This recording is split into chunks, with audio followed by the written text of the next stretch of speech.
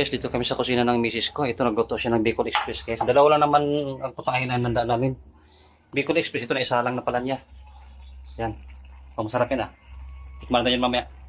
Tsaka nagbiko din kami, guys. Ito, nagsaing ko sa biko. 1 kilo lang naman tong biko namin.